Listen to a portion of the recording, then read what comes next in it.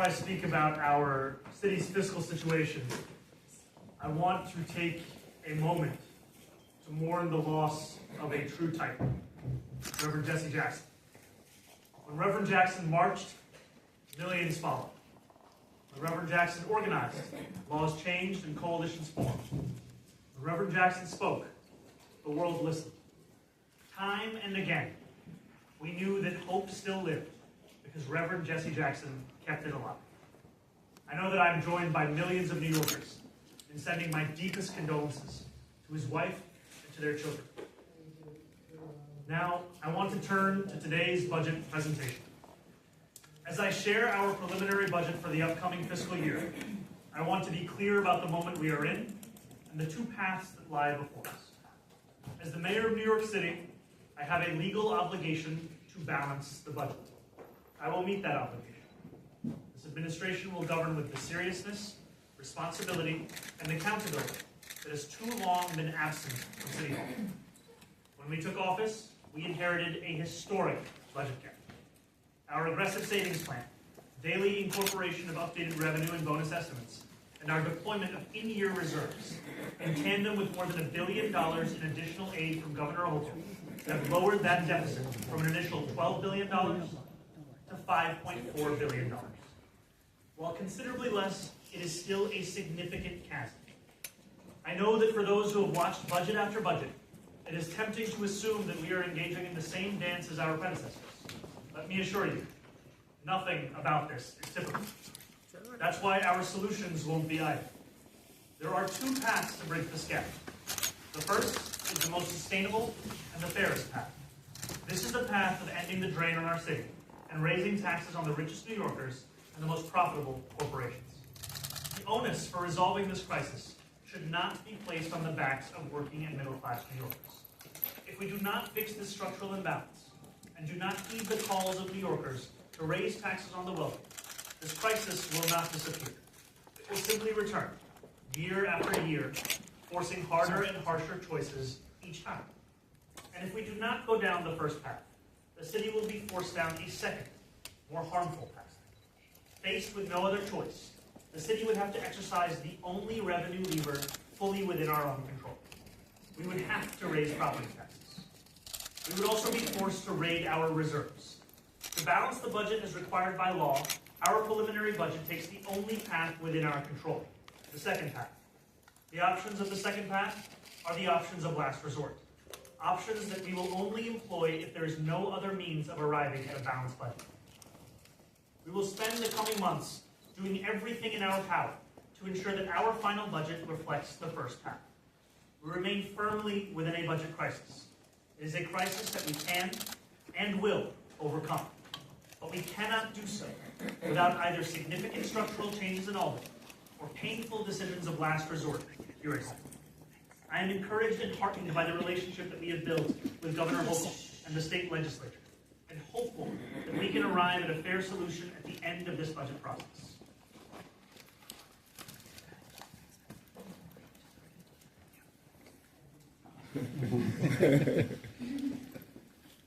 Now, let's walk through what we inherited, what we have done so far, and what lies ahead. We begin with the budget crisis we inherited. This crisis did not materialize overnight. It originated with Mayor Adams' 2025 November plan. The city's budget at the time was $118.2 billion. That plan projected a $4.7 billion gap in fiscal year 2027 and a $6.3 billion gap over fiscal years 2028 and 2029. We now know that those gaps were significantly understated. To understand the magnitude of what we inherited, the deficit left to us was larger than the gaps left by both Mayor Bloomberg and Mayor de Blasio to their successors. And that's even before accounting for enormous under-budgeted needs by the prior administration. Adams' November plan left the city with a $12 billion budget gap. When we took office, our team scrutinized every facet of city spending. What we found was in line with what former City Controller Lander found on December 16th, what State Controller DiNapoli found on December 22nd, and what City Controller Levine affirmed on January 16th. The $12 billion budget deficit confronting our city was historically vast. After incorporating $4 billion in revenue above what the November plan had assessed, and after taking standard budget actions, our administration found that our city's deficit was in line with the controller's projections. Today, as we lay out our preliminary budget, every decision we have made has been informed by this context and the challenges we inherited. This was a historic deficit, larger even than those faced during the Great Recession. Much of this gap came in the form of significant under-budgeting for major expenses. The prior administration ignored projections that estimated costs would rise. Across 6 foundational city services, like cash assistance, rental assistance, and shelter costs, more than $7.5 billion were left unaccounted for. The consequence was an enormous deficit within our budget. Beyond those 6 areas, there are additional major unfunded needs. The city must fulfill more than $6.6 billion in additional unfunded needs and state mandates, the most sizable of which are detailed on the screen. While we had no say over the budget crisis we inherited, we have taken a number of steps to address expenses and are monitoring our revenues daily to tackle the gap. In January, in this very room, I promised we would continue to incorporate up-to-date Wall Street revenues into our budget. That is exactly what we have done. Part of our ability to shrink the gap has come from incorporating higher than expected revenues from Wall Street. Wall Street profits are at a record high, surpassing any projections and allowing us to incorporate more revenue than anyone anticipated. Those record profits translate into increased tax revenue, $2.4 billion more than anticipated in fiscal year 2026, and $4.9 billion more than anticipated in fiscal year 2027. That's on top of revenue already added in the November plan. We are being as aggressive as we can in recognizing additional revenue, and have surpassed the state in our estimates of personal income tax, corporate tax, and sales tax. But responsible governance is not only about revenue, it is also about discipline. That means finding savings across city government, reducing bureaucratic waste, and rendering agencies more efficient and cost-effective. That is why I signed an executive order establishing a chief savings officer in every city agency. Chief savings officers, or CSOs, have a simple remit: identifying savings within the agencies they serve. They will consolidate redundancies, in-source programs that have been outsourced to bloated consultant contracts, and eliminate extraneous programs. Each CSO will issue a public report by March 20th, detailing the savings they have found and provide updated assessments every 6 months. These CSOs will have clear goals: 1.5% in savings in fiscal year 2026 and 2.5% in fiscal year 2027. Our work to find savings, however, is not limited to CSOs. We are pursuing a number of other avenues as well. We are significantly reducing current vacancies and removing hiring constraints to promote effective agency operations. We are hiring 50 new auditors in the Department of Finance, which we expect will generate $100 million in new revenue per year. We are also adding 200 lawyers to the law department to reduce tort liability, which we anticipate will yield $125 million in savings in fiscal year 2027 alone. We are not just looking for savings and efficiencies in the short term. We are also going after long-term causes of cost growth. Taken together, these aggressive savings measures, maximal use of in-year reserves, and daily recognition of updated revenues have allowed us to reduce the budget gap from $12 billion to $7 billion. I want to commend the members of my team who have exhausted every option to improve our fiscal outlook. I also want to thank Governor Hochul for her partnership. Yesterday, she announced that Albany would contribute $1.5 billion in state aid to help us bridge this gap. As the governor aptly said, a strong New York City means a stronger New York State. I am grateful to the governor for her support throughout the budget crisis. Here is what the state's $1.5 billion contribution includes: $150 million per year, reversing the distressed hospital sales tax intercept; $60 million per year, reversing of a public health cost share; $300 million per year invested in youth program; and $500 million in one-time unrestricted state aid. Much of this state assistance reverses long-standing Cuomo-era cost shares. And we've also just received information that new data in the state school aid formula will bring an additional $97 million to New York City on a recurring basis. All of that brings the fiscal deficit down to $5.4 billion. But I want to be clear. $5.4 billion is still a very steep mountain to climb. And there are two paths that we can walk. One that offers long-term stability, and a second one with significant pain that we deeply hope to avoid. The first path repairs the structural imbalance between the city and the state. We want to work with Albany to raise personal income taxes by 2% on the 33,000 New Yorkers earning more than $1 million a year, and to raise corporate taxes on the most profitable corporations. And we know that for far too long, New Yorkers have given far more to the state than what we have received in return. It is time to end the drain. If we cannot follow this first path, we will be forced onto a much more damaging path of last resort, one where we have to use the only tools at the city's disposal, raising property taxes and raiding our reserves. The second path is painful. We will continue to work with Albany to avoid it. This first path will deliver the structural change that we need to recalibrate the relationship between the city and the state. Because as we know, New Yorkers contribute 54.5% of state revenue, but receive only 40.5% back. At the same time, New York City's portion of the state's GDP has grown by nearly 10% since 2010. That imbalance is untenable. Once again, I'm calling for Albany to end the drain. There is no third option of failing to balance the budget. By law, ever since the fiscal crisis of the 1970s, which placed the city on the brink of bankruptcy, New York City has been legally required to balance its budget. We will do so. If we cannot pursue the first path, the only option we have remaining is the second path. At the heart of this path is a property tax increase. This would effectively be a tax on working and middle-class New Yorkers who have a median income of $122,000. The second path also requires us to raid our reserves. It would mean withdrawing $980 million from our city's rainy day fund in fiscal year 2026 and $229 million from the Retiree Health Benefit Trust in fiscal year 2027. These are steps that have been taken before, but only in moments of extraordinary external crisis. Mayor Bloomberg's response to the 2008 financial collapse, and Mayor de Blasio's response to the enormous revenue shortfall caused by the pandemic. We do not want to have to turn to such drastic measures to balance our budget. Now, let's talk about what this means for our future. Let me share the details of our preliminary budget for the upcoming fiscal year, the needs that we're meeting, and the investments we're making in New Yorkers.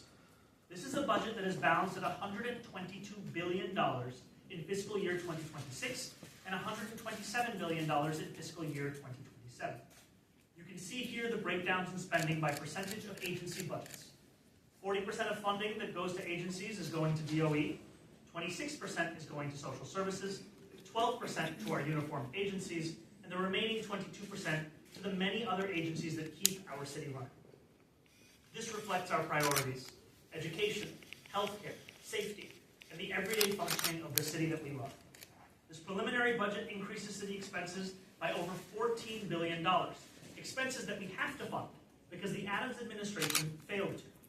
This includes $7.5 billion for the 6 under-budgeted areas I mentioned earlier, including cash and rental assistance and shelter costs, and $5.85 billion to fund additional needs that were previously left unbudgeted. As you can see here, of our city dollars in this plan, only 4% represents new programmatic spending. Again, of $14 billion, only $576 million is going to deliver new programmatic spending. Some of that spending includes immediate protections for New Yorkers in this winter. $5 million helped us open warming centers and street outreach increases for homeless New Yorkers during the recent snowstorm. This also includes an addition of $100 million to our snow removal budget. Beyond winter response, we are expanding services to our most vulnerable neighbors. We are increasing clinical and behavioral health services to New Yorkers living with severe mental illness, and deepening our efforts to connect homeless New Yorkers with shelter and health care. And as we look to protect New York's fiscal health, we will also protect New Yorkers' rights.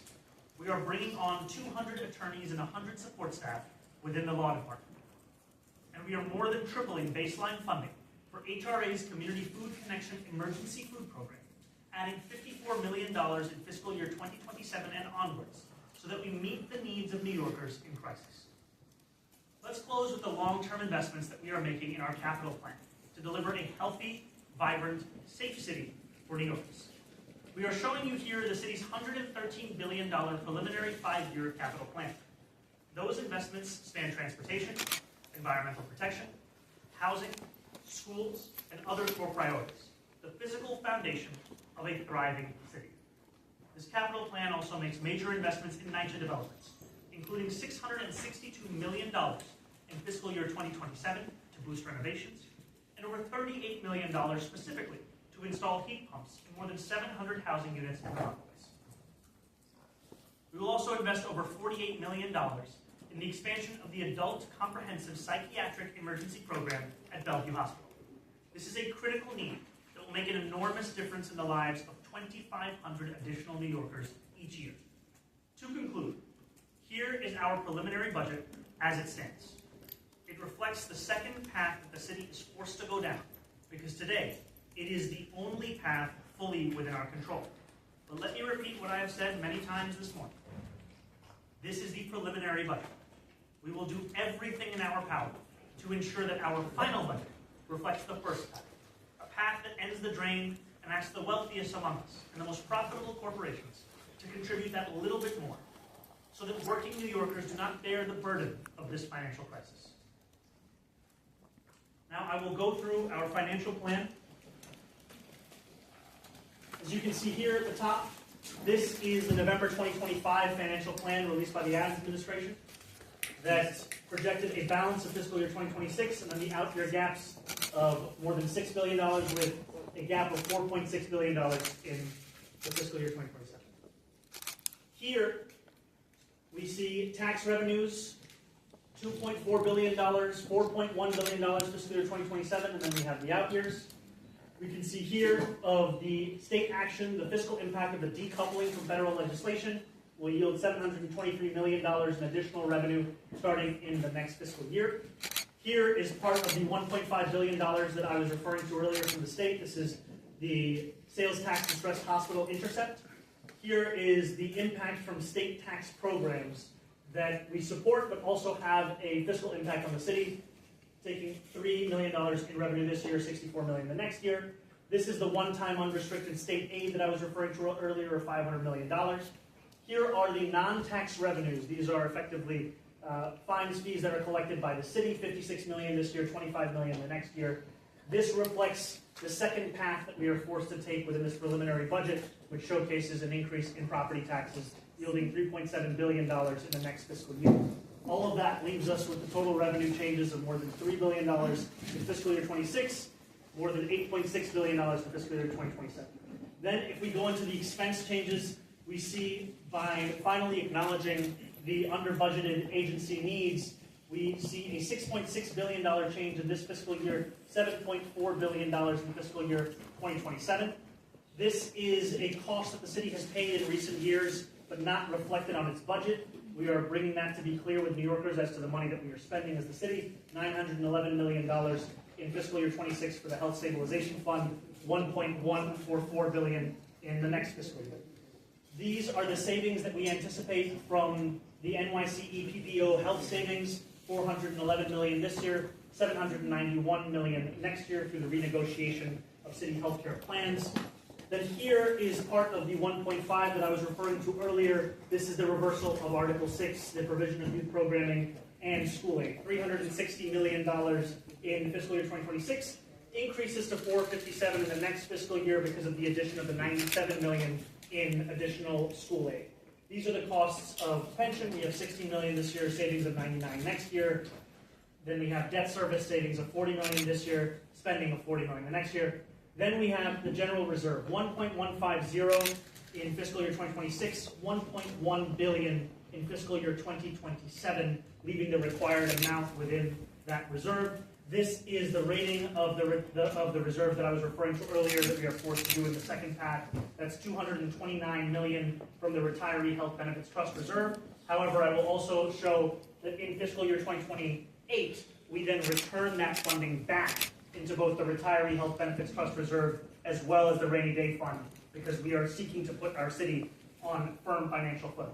Rainy Day Fund, a withdrawal of $980 million in fiscal year 2026, Then we see the Capital Stabilization Fund, $250 million in both fiscal years. Labor reserve savings, $150 million here, $400 million in the next. These are the savings I was speaking about of 1.5% in this fiscal year, 2.5% in the next, projected agency savings with the CSOs. This is an adjustment for OTPS inflation of $56 million in 2027 fiscal year. This is a re-estimate of prior year expenses and receivables. All of that leaves us with expense changes of nearing $3 billion in fiscal year 2026, more than $4 billion in 2027, and then we go into the out years. Then, as you can see, as a result of these approaches, it is a balanced budget in fiscal year 2026, a balanced budget in fiscal year 2027 as required by law, and then out year gaps here from 28 to 30. And I'll just go through the next slide as well. This is an overview of the amount of money that we are receiving in the subtotal of taxes. You can see existing property tax, other taxes, tax audit revenue, tax programs, and then the increase in property taxes if the city is forced to do so. You then see the subtotal of city funds, where in addition to those taxes, we are adding in miscellaneous revenues, unrestricted intergovernmental aid, things of that nature, brings us to $91 billion in fiscal year 26, $97.6 billion in fiscal year 27, and then that brings us out with the addition of categorical grants to $122 billion for fiscal year 26, $127 billion in fiscal year 27. Then if we look at expenditures, we're seeing personal service. We're seeing that come out to about $61.4 billion in fiscal year 26, $62.9 fiscal year 27. And then other than personal service, we see the subtotal of about $59.2 billion this fiscal year, $56.5 in the next fiscal year. All of those things added together, with addition to the reserves as well, we find the total expenditures of $122.3 billion for this fiscal year, $127 billion for the next fiscal year. The gap to be closed in 26 is 0, in 27 is 0 as required by law, and then the gaps in the out years.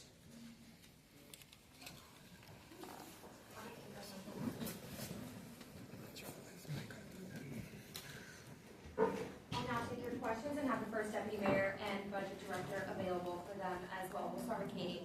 I'm Heru Mamdani and to Sharif and to Dean. Could you just explain, if the nuclear option is the one you have to go with, what would the property tax rate be increased to?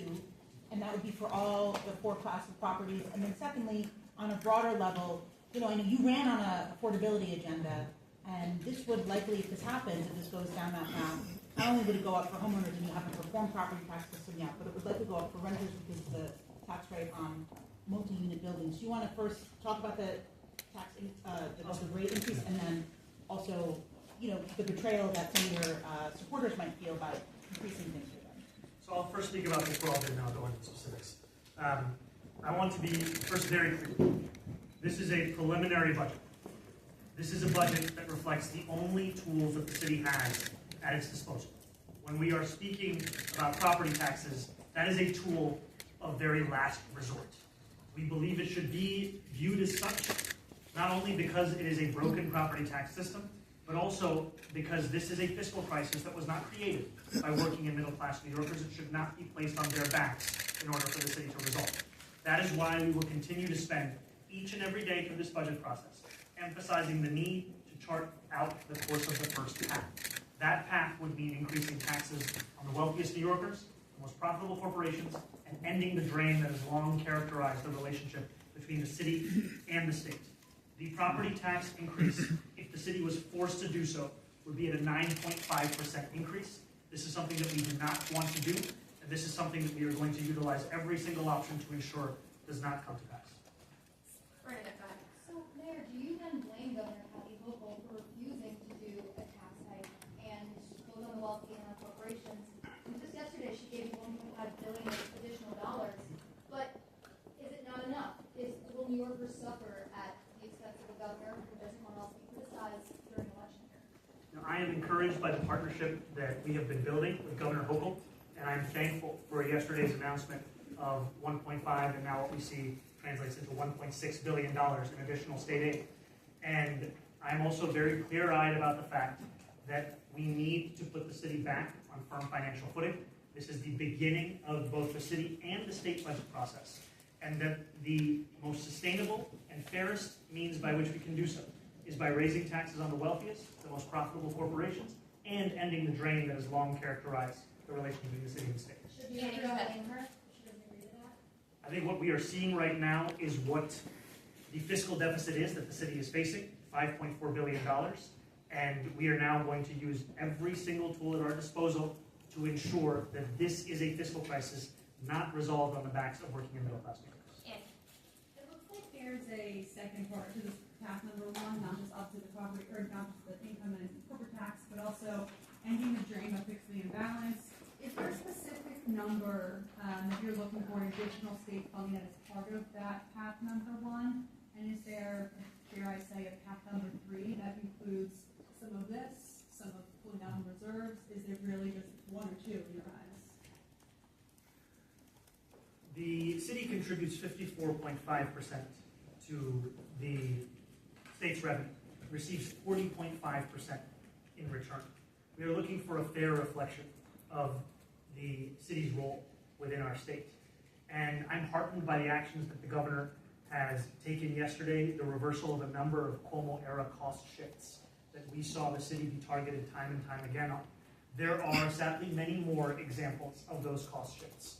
And the reason that we are emphasizing the need to increase revenue by taxing the richest New Yorkers, the most profitable corporations, the need to end the drain, is that we need structural solutions to a structural crisis.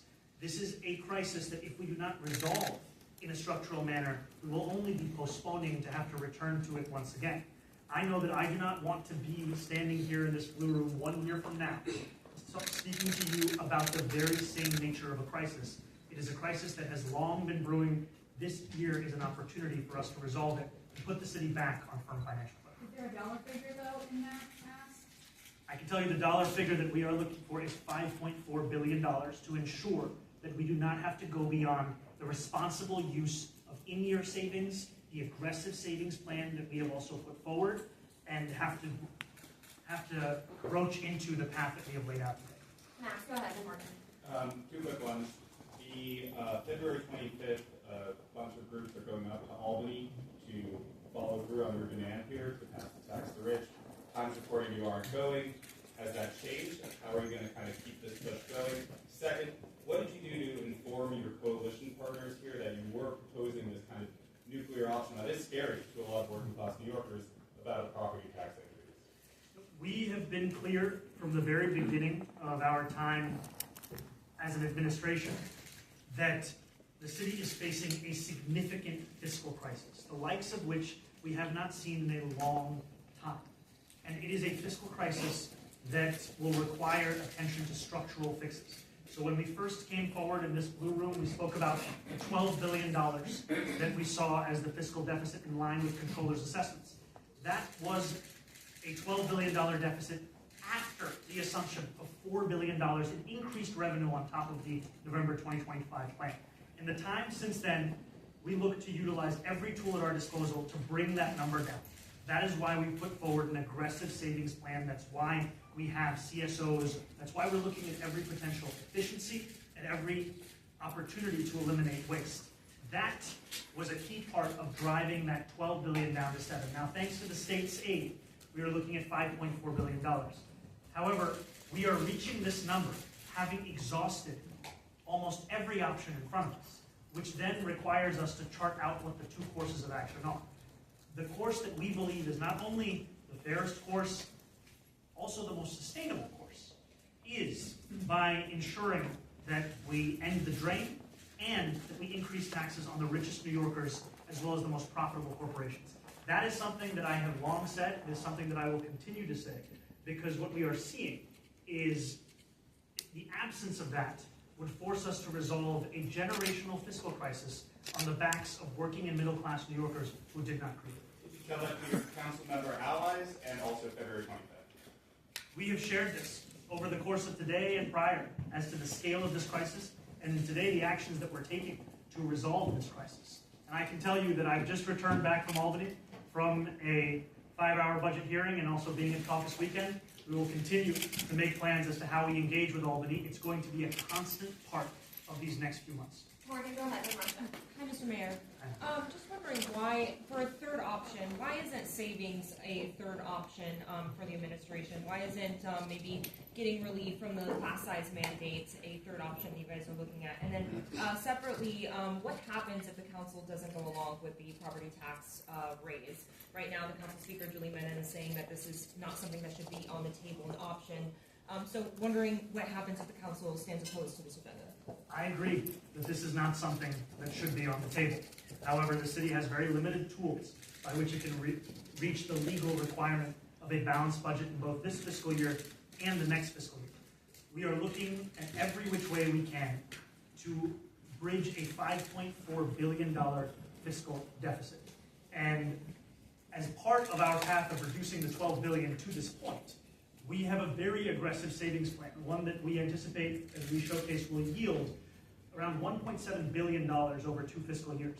And what we are doing in that savings plan is not just interrogating the efficiencies, the potential to eliminate waste, as well as pulling the city back from its instinct to engage in so many acts of outsourcing to consultants, but also to look at what are the medium-term actions we can take that could reduce the city's expenses. Part of this is tort reform. Part of this is also hiring more fiscal auditors. That work will continue. March 20th is when our CSOs will be presenting their plans to achieve those 1.5 and 2.5% savings. However, we are looking to exhaust every option in front of us.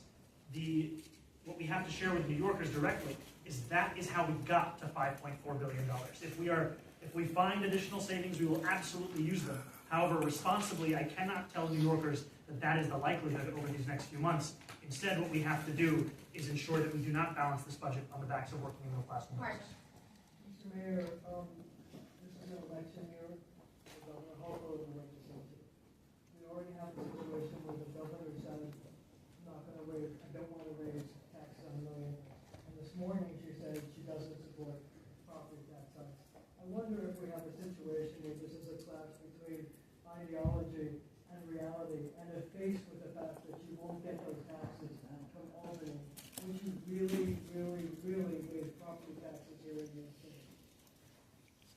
This is not a conversation on the basis of ideology. This is a conversation about a fiscal crisis. I have long believed in the importance of taxing the rich. I've said so publicly many a time. And I've long believed in the need for the state and the city's relationship to be a fair one. What we are speaking about in this moment, however, is not just that long-standing belief, the long-standing issues that have characterized that relationship, but a generational fiscal crisis of $5.4 billion. And when faced with this crisis, the question is, who should pay these taxes? I believe that it should be the wealthiest New Yorkers, the most profitable corporations. I believe that they can afford to pay a little bit more. We are in the most expensive city in the United States of America. I firmly believe in the need to make this an affordable city. I believe that we do so and reckon with structural crises by pursuing the first path, one of raising taxes on the richest New Yorkers, the most profitable corporations, and ending the dream. Would you really, with push comes to shove, raise the property taxes? I do not want to raise property taxes. I have said time and time again that it is a broken system, one that we are sincerely looking to reform, which is why we're going to be sending up a proposed piece of legislation in the next few weeks. What I am showcasing to New Yorkers is that there is one tax the city can raise. It is a broken property tax system. We do not want to do so, which is why we have said time and again that we want to work with Albany to ensure that we resolve this fiscal crisis by addressing the structural roots of it. Laura, go ahead, then we'll go to Nick. Is there, as you're considering structural problems, are the chief savings officers or city budget officials looking at any potential structural problems within some of the cost drivers that are driving up the spending? Like, I know there's been a bunch of criticism of the Carter cases and who it goes to, and rental assistance payments going to landlords who've already been critical of. Are you looking to propose any changes in some of the legislation that is actually pushing the costs up? We are taking a firm look at every single part of our city's budget. And that includes not only interrogating the immediate causes of this deficit, but also the medium and long-term structural issues that the city is facing. I'm going to pass it over to my budget director to add to that. Sure, the short answer is yes. I mean, you mentioned the due process cases. It really stems from federal law and also state regulation, but we're looking at that. We're also making investments in more special education programs in the Department of Education that would obviate the need to have the product cases in the first place. So we're looking at that. The mayor mentioned tort reform. We're looking at that to reduce the amount of judgments and claims. So the short answer is yes, we're exploring every opportunity. All right, Nick, go ahead, and then Sally. Hi, could you explain how the property tax increase would dovetail with the property tax reform plan that you are saying you want to submit on in the next few weeks? Would, if that were to pass, would that mitigate any of the, what you said would be a severe impact on middle class, working class homeowners? And just quickly, I also want to ask what you said, the vacancy reductions you're pursuing in this plan. Is there any risk of that affecting services and exacerbating short staffing, which you said is a huge issue? So I'll start with the second question and I'll go to the first. We are eliminating the 2-for-1 rule that agencies have been subject to for prior years. We are allocating funding such that agencies can hire 50% of the vacancies that have been long-standing in city government. And this is actually a part of our commitment to ensure that we're delivering the best possible city government to New Yorkers, because what these rules and the inability of these agencies to hire for these vacant positions have done is ground government to a halt. And we are looking to make the most efficient and excellent city government possible. And this will be a part and parcel of the approach that we're pursuing. Your other question? Property tax reform. Yes. We are going to deliver a bill to Albany. It is not a hope, it is a commitment. We are going to do so in the next few weeks. This has been part of a long-standing belief, not only of mine, but of many New Yorkers, that the current property tax system is a broken system. That is a belief separate from the preliminary budget. We are not looking to raise property taxes. We are not looking to reform the system only to then use the system in this fiscal year. We believe the system has to be reformed, and we believe that the way to bridge this fiscal gap is by increasing taxes on the wealthiest and the most profitable, and by ending the drain. And I will also just add, before we go to the next question, that this is the preliminary budget. We will obviously have an executive budget, and then we will have an adopted budget. We are showcasing the tools at our disposal that we can use to reach the legal requirement of a balanced budget. Over the next few months, we will use every single day to ensure that we are building an adopted budget that reflects our desire for this to be a budget that not only reckons with the fiscal crisis that New Yorkers are facing, but also doesn't resolve it on the backs of working and middle class families. Sally. Hey, Mayor, I have two questions also. One of the ways you're balancing the budget, as you said, is to pretty significantly draw down these reserves. They're, generally intended for even more dire times than this one, perhaps, like a recession. I'm just wondering if this, I know this is just your first offer and there's a negotiation coming, but how committed are you to drawing down the reserves as substantially as you have in this? And my second question is, when do your labor negotiations start? Have you budgeted any kind of placeholder for that? So I'll start with the first question. If we can actually bring the slide back to this exactly right here. So what the second path forces us to do is to utilize the rainy day fund and the retiree health benefits trust reserve. Now, as you can see in fiscal year 28, we do put investments back into those very reserves because we want the city to be on firm financial footing. However, there is a reason that we did not include these in our city's attempts to get to 5.4 billion, because these are the rating of reserves that we do not want to pursue. These are the kinds of reserves that what we would rather do is ensure that they remain as they are so that the city can be on firm financial footing. However, in order to get to this point of closing the gap in both this fiscal year and the next fiscal year, we are forced to raid the rainy day fund, the retiree health benefits trust reserve, and to increase property taxes across the other years. Sure. Labor negotiations are ongoing. They never really end. There are a few contracts that were never settled in the last administration, like EMTs. Most of the labor contracts don't start to sunset until the summer. And is there a budgeted? There is a labor. All right, we'll go Melissa and then Henry. Oh, Well, one moment, Melissa. Yeah. Just finish that. 1.25% is if you were to have your property tax reform pass through Albany, would ultimately we end up with a system that does what you're hoping for the state to do, which is for the wealthier property owners to be paying more? And would that, in your view, potentially mitigate the problem of it falling on working class people? And then, in addition to that, how can you say that raising property taxes is necessary if your chief officers, your savings officers have not yet completed the process of looking through these various agencies? So in this same budget, we can go back to this budget. So what you will find is the agency savings, $710 million in this fiscal year, $1.06 billion in the next fiscal year. The reason that I point to these is that while the CSOs have not yet returned with their analysis and assessments of their individual agencies, these are the savings goals that we are putting to them. 1.5% in this year, 2.5% in next year.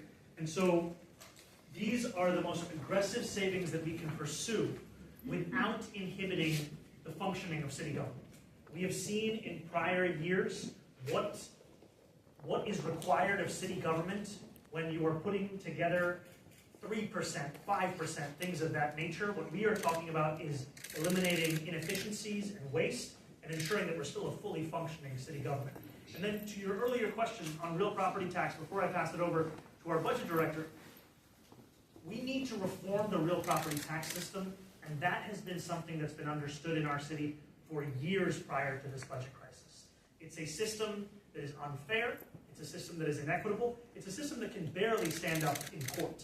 And so the reforms that we are going to put forward, the piece of legislation, it builds on the work that has been done over many years. I don't know, Sharif, if you can add to this.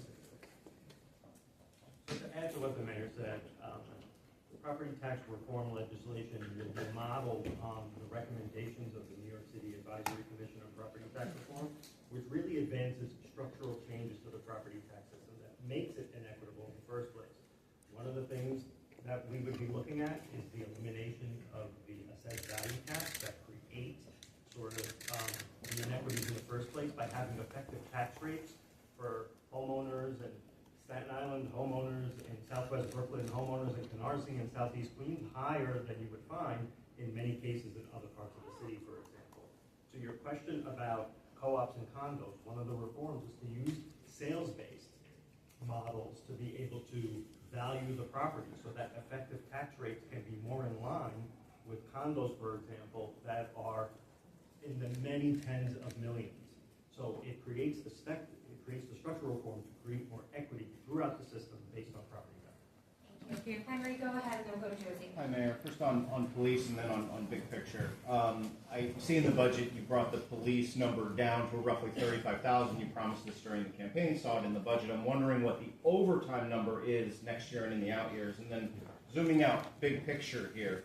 I think you ran a campaign that you could best describe as sort of like joy for working class people for affordability. There's not a lot of joy in this room right now.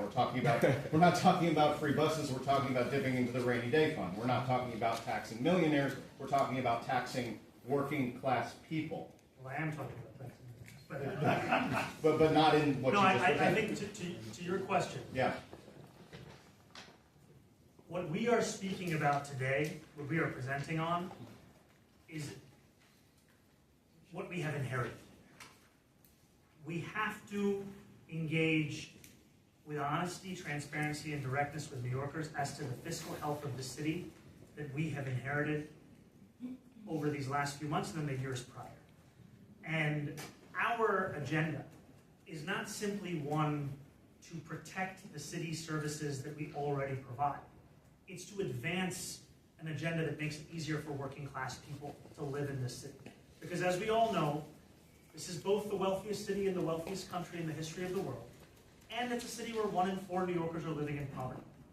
And so what we are looking to do is put our city back on a firm financial footing that also allows us to tackle the affordability crisis. And we know that part of this crisis has been fomented by the inability of government to meet the moment. We've spoken about this briefly with regards to the vacancies that have been kept year over year. We want to deliver the most excellent city government so that we can transform the most expensive city in the United States of America into one that every New Yorker can afford. And that is precisely why I have been emphasizing the need for structural solutions to a structural crisis. Because what we do not want to do is engage in an annual budget dance where the city is trapped in annual deficits that it needs every single year one-time assistance for. What we need to do is reckon with the structural nature of this and put ourselves back on the kind of footing that allows us to advance an agenda. And on the police questions, the projected overtime, which you promised to slash. So what we have shown in this budget is an actual accounting of the cost the city is paying for. Typically what we've seen is a lot of these costs are obscured in the budget, only to then be paid out later. So we have put that forward in this budget, and we are also working towards the reduction of it, as we have seen already through the police commissioner's actions. And what is I didn't see a number. I mean, perhaps this is for the technical briefing. I don't mean to. We'll cover it in the technical briefing. We'll cover it in the technical briefing. Thank you. We've got time for a few more here. Just a reminder that the budget director will be available later. Liz, go ahead, and then Chris. Hi, Mr. Mayor. During the campaign, you argued that raising taxes on the rich would help you fund an agenda like free buses, like city-owned grocery stores that would make the city more affordable. But now it seems as if you're proposing to ask the governor to raise taxes on the rich to help address this budget gap. At what point does those, ongoing revenue stream will allow you to then, fund things like the buses and other things that you propose? That's my first question. And my second question is, you're keeping NYPD money relatively flat, but you've been critical of the way the NYPD spends money. Why not extract savings from the NYPD? And where is your Department of Community Safety in this budget? So we will see a reflection of investments in the Department of Community Safety within our executive budget. And what we have put forward in terms, if we can go back to the other financial plan. These projected agency savings, they are across every agency. We are looking at an entirety of city government approach to achieve the 1.5 and 2.5%. And the reason for that is that this is a crisis that the entirety of city government is facing. And I've also said, as was previously covered, the importance of us continuing to not only address the long-term fiscal and the long-term imbalance that has characterized the relationship between the city and the state, also to raise taxes on the richest New Yorkers and the most profitable corporations. These are structural solutions that will provide us with a foundation so that we can advance not only a solution to the fiscal crisis, but also an affordability agenda. Now, in the campaign, I spoke about the importance of raising about $9 billion in additional taxes. I laid out the mechanisms by which we would do so. That continues to be the case. I continue to believe in the importance of that. What I'm addressing today is the immediate crisis at hand, of which we are outlining is a $5.4 billion fiscal deficit that is critical for the city to be able to address by the time that it adopts its final Does budget. taxing the rich get you any new initiatives that are not in this current budget plan? Taxing the rich will put the city back on its firm financial footing, and taxing the rich at the scale that we proposed not only does that, but also advances the affordability agenda. Now, one thing I will also add is that within our budget also is a reflection of the state's more than $1 billion commitment to fulfill our campaign promise of delivering universal child care to New Yorkers. What we are seeing is not only money that's earmarked to fix 3K, meeting the demand of New Yorkers across the city, but also for the first time in city history to deliver child care for 2-year-olds, which will begin with 2,000 seats this year, 12,000 seats next year. By the end of year 4, a seat for every single 2-year-old. All right, got time for just 2 more. So Josie, go ahead, and then Chris will be last question. Hey, Mayor, how are you? I wanted to follow up on Melissa's question, I believe, about the CSOs. Sounds like you're putting a ceiling on how much savings they can find. Can you clarify that? I would describe it more as a floor. So it's not you're not capping it at the... We are saying this is the goal that we have, and if a CSO comes back and they find more savings or more efficiencies, then we will absolutely take it. However, given the nature in which the functioning of city government has been hamstrung by the prior administration's approach, whether it be through vacancies, whether it be for a 2-for-1 rule, whether it be by the grounding to a halt of many city services. We believe that 2.5% is the highest level of savings that we can anticipate agency-wide without starting to inhibit city services. All right, and my next question regarding the property taxes. Are you ready to hear blowback from Black homeowners who would largely be most impacted by a property tax hike? This is a constituency that you've struggled with, especially obviously on the campaign trail.